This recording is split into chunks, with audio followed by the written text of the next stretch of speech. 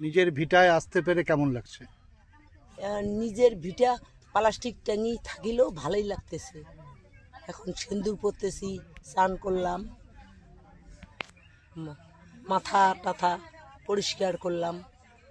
ভিটা আসলে ওইটার আনন্দটাই আলাদা।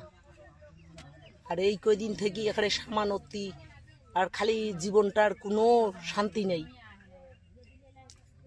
কতদিন পরে নিজের ভিটায় ফিরলেন? আজ এই সোমবার, কি বারে লক্ষ্মী পূজা, দেওবার দিন ছাড়িছি, দেওবার দিন ওই লক্ষ্মী পূজা হবে। আর ওই যে লক্ষ্মী পূজার আগের দিন ভাসিনি, সেই লক্ষ্মী ভাসিয়া এই যে এলা আজই ভিটা বাস করনি।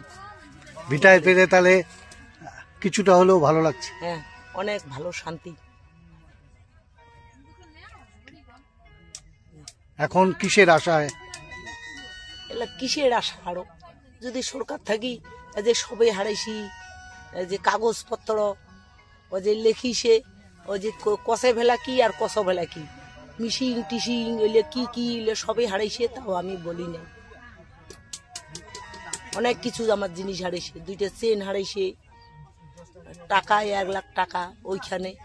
আর সন্তান, 2টা সন্তান আছে, ওদের কাছে বললেও তো ওরা খারাপ বলে, বলে আমাকে যখন টোপলা দিস নাই, তোর হারাইছে, ভালোই হয়েছে। এখন কি বলবো, আর বলার কিছু নাই। ঘরটা ফিরে পেতে ইচ্ছে করে?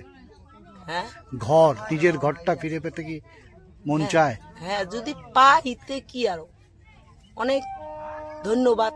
আর যদি না পাই, তাহলে এইভাবে প্লাস্টিক টেঙ্গিয়া যদি মানুষের বাড়িতে কাজ করি খাই, তাও শান্তি খামু বাবা। তা ওই শিবিরে কতদিন থাকে মু শিবিরে? এইটাই অনুরোধ বাবা, আমাদের ঘরে এই প্লাস্টিকে যিনি থাকে পারি, তাও শান্তি, এইটাই।